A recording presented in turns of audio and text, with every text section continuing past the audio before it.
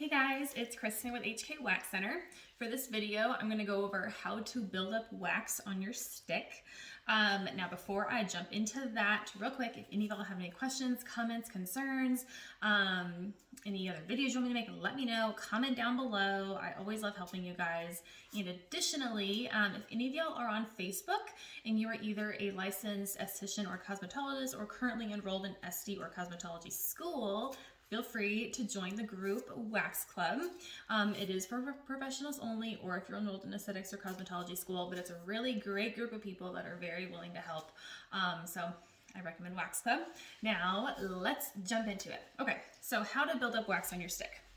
This is crucial when becoming an experienced waxer because the more wax you can build up on your stick means the larger strips you can make, which means you get faster and more efficient with each client.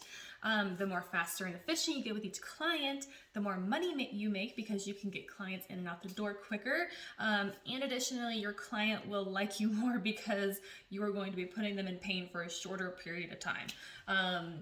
Everyone is absolutely going to select a waxer who can get it done in 15 to 30 minutes versus an hour. So this is a very important skill to learn. That way you can become the best waxer you can possibly be.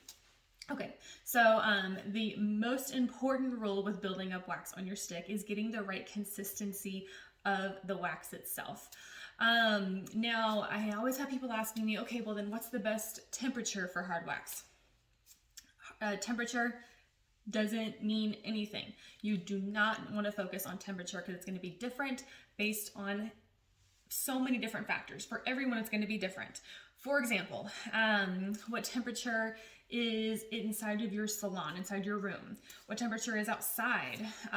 What's the humidity in your room? What's the humidity outside? Do you have a fan on? Is there airflow? How much wax is in your warmer? Because if there's more wax in your warmer, you're going to need to raise the temperature of the warmer slightly, versus if there's less wax in the warmer, then you can actually turn it down a little bit and keep it a little cooler. What type of wax warmer are you using? There's so many different types and sizes, and manufacturers are all different. So the type of wax warmer, two warmers, even if they're set to the same temperature, can still absolutely function differently. So that makes a big difference. What type of wax are you using? Depending on the brands and the ingredients and the brands and stuff like that, that also means that the temperature can be vastly different. So just put that out of your mind. Don't ever focus on temperature. It doesn't matter. Instead, focus on the consistency of your wax. It should move like honey or molasses, very slow moving. Let me show you what I'm talking about. So for the consistency of your wax, like I said, honey or molasses. So when you pick it up, you want it to move very slowly. If it moves too fast, that means that the wax is too hot. And if it moves too slow, then the wax isn't going to actually spread very well and adhere to your client's hair. Let me actually take some of this off so you can see this a little bit better. So if I do this and I spin it, you see how slowly that wax fell off the stick? That's the perfect consistency. Like I said, you want it to be very slow moving. Okay, so once you have the consistency of your wax correct, that is half the battle. Next is just the skill of getting it on your stick. So I'm going to use this is a tongue depressor. I think it's like a 6-inch tongue depressor.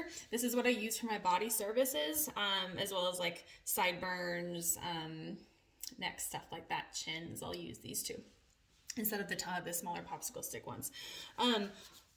A lot of what you're going to be doing is how quickly can you spin your stick, because you're going to want to dip the stick in the wax and then spin it. And by spinning it, that is going to keep the wax on the stick and allow you to dip it again. Okay, let me actually demonstrate this for you. So first time, you're going to dip it in your wax and start spinning.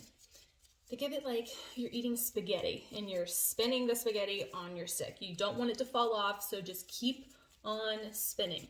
When you're practicing this, you'll learn that you're just gonna start spinning sticks all the time, or like your forks, your silverware, you're like, it's just practice. Practice makes it so much easier. Okay, so we're spinning. I'm gonna dip it again because I want more wax on my stick. We're gonna dip it again. Now I have easily twice as much wax on my stick as I did before. Now, if you want even more, we're gonna dip it again.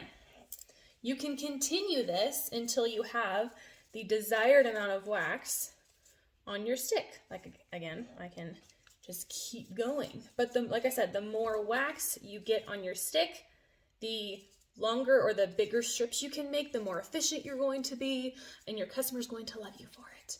Let me just start this whole thing over and I will show you one more time, just to be safe. It seems hard at first. I promise it gets easier.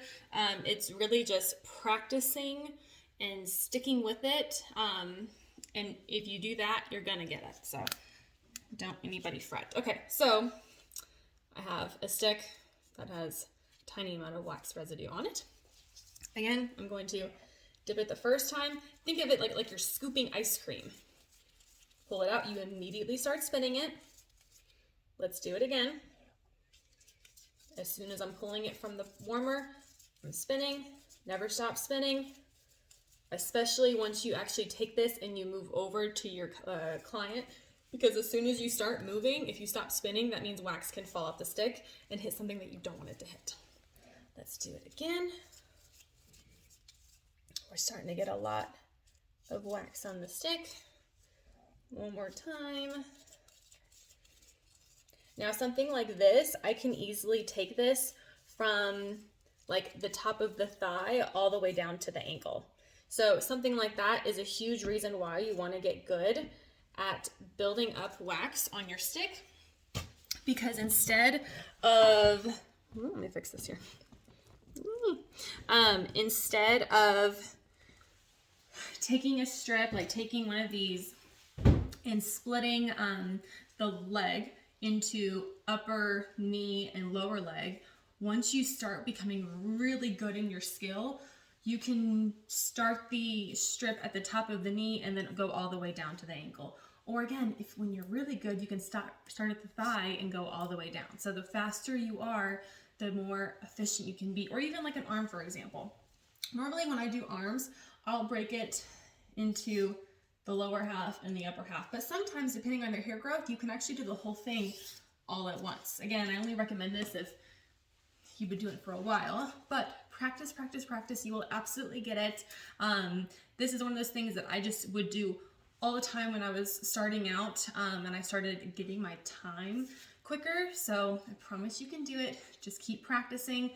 Dip, spin, dip, spin, dip, and spin, and you will get it. Thank you guys for watching. Again, any questions, let me know. I'll see you next time. Bye.